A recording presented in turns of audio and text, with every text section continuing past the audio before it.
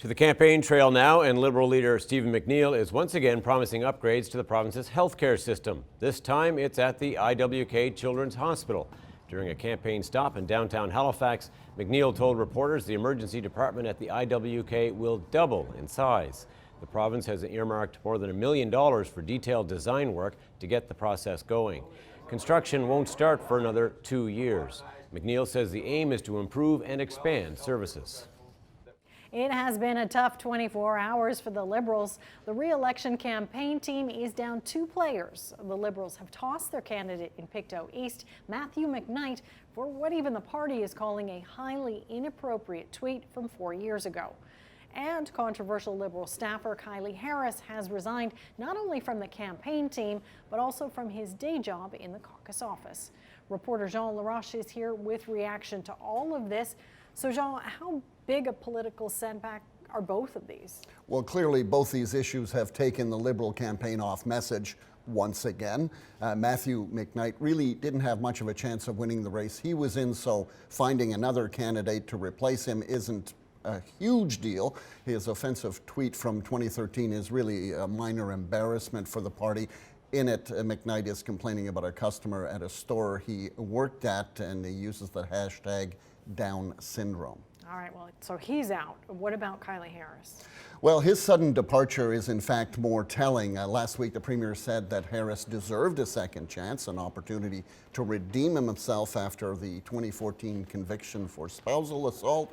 Clearly, the ongoing criticism about his role in the campaign as a spokesperson was clearly a liability, and either Kylie Harris realized it on his own, or he was encouraged to take this step for the good of the party. Either way, Harris is out of the game, and the issue is essentially off the table. The Liberal leader, Stephen McNeil, is clearly anxious to move on since this issue reflected on him and his personal judgment.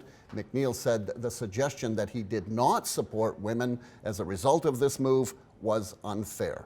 I'm very proud of my actions in this campaign.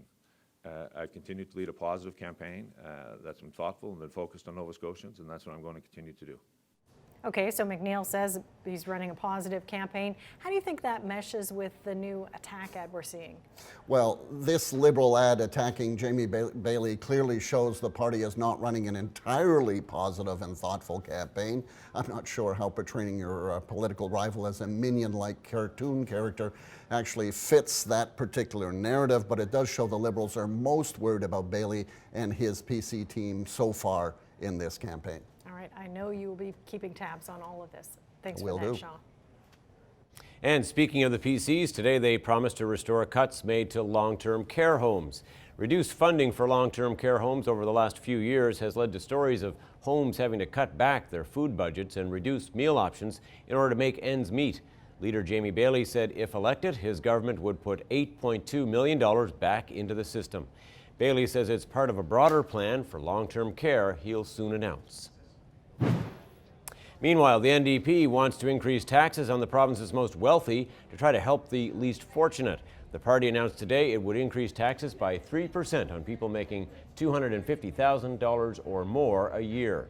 Leader Gary Burrell says the move would be a major step forward, reducing hunger and food bank use in Nova Scotia. The tax increase would affect 3,700 people and generate $20 million a year.